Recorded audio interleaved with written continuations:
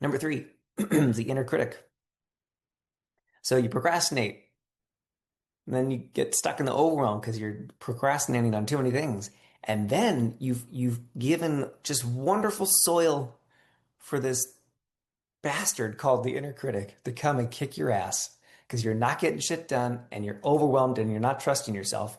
Inner critic comes in with, well, see, I told you this wouldn't work. See, you're not all that. Who the hell do you think you are? What do you think you've got? Oh, you haven't signed a client in.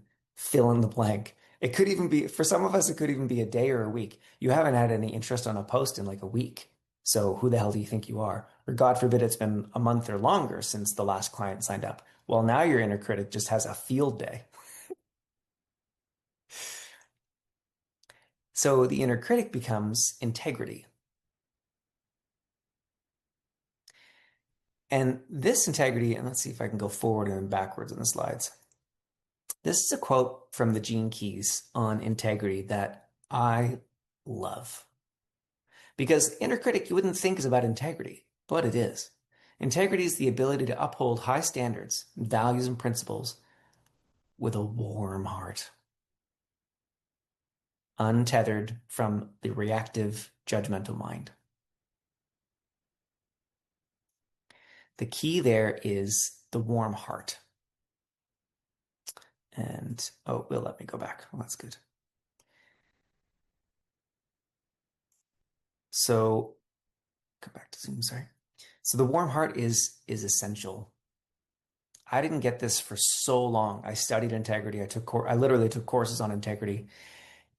And it was always this sledgehammer that I would use to try to beat myself into doing what I was supposed to be doing. Despite my best efforts, it became morality, it became about right and wrong instead of integrity as a state of wholeness. And I still remember very vividly, I was on a short vacation with family. We were camping for a week in one of my favorite places called Windhorse Farms. And it's by a lake and this gorgeous 100-acre wood that they've been maintaining for a generation. It's like old growth forest. It's amazing. And I got there a little late because we went in two cars. So I got there a few hours later. And my family was out in the canoe on the lake. And so I was wandering around this beautiful, amazing place that I still one of my favorite places on the planet. Gardens and trees. And I came onto this acorn tree. It's an oak. And I saw the acorns on the ground. And I do my little game, what I always do, which is try to find the perfect acorn, the perfect ratio where the top is still attached. That's the nice bright shade of brown. It's not too green. I always try to, and with the kids, we have a little contest of who can find the perfect acorn, perfect as if you can, who can find the perfect acorn.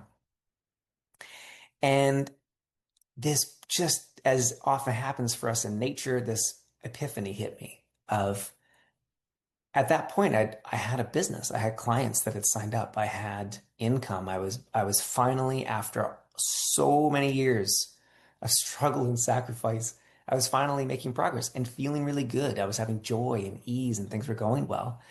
And I went, wow, gosh, look, just, I heard my mom's voice in my head. Well, like life sometimes just works. And then my wiser self came in and said, no, no, no, no, no, no, no. Just like that acorn, your successes needed soil to grow in. But what you did all those years was you poisoned the soil with your awful self-talk, with basically hating yourself and whipping yourself with this integrity stick, never doing enough, that you could never do enough. And you've cut that out for the last year or two. So now finally all those wonderful seeds that you planted have grown and they're bearing fruit. So that's what I want you to get around integrity and the inner critic. And again, there are many, many books written about the inner critic and how to shift it. And a lot of them are really good. Some of them are terrible. A lot of them are really good. What I want you to get about this one, from my perspective, is that warm-hearted nature. And if you bring that warm heart to your work on integrity, and if you bring that warm heart to your work in the inner critic, it may not, you may not sign a client overnight, but you are healing the soil for your business. And now things can actually grow. And the energetic process that I use for this is identifying those specific stories. Who did they come from? Do they even belong to you? Or are you trying to heal something that isn't even yours? Maybe you've been doing that for years, trying to heal this not good enough thing, but it's actually not yours. It just belongs to someone else. Or if the inner critic thought is yours, we can identify that specific belief. And with the gardening metaphor continuing, we can destroy it at the point of creation. So you're free. And I find with the inner critic, it's usually a combination of both. That there's a bunch of stuff that's not even yours, and there is some stuff that is yours, and we destroy it energetically, and then you can move on. Now, does that mean that the inner critic will never ever show up again? No. But does that mean that it will come back with much less a vengeance? Yes, it is absolutely possible, and I've experienced that in my life.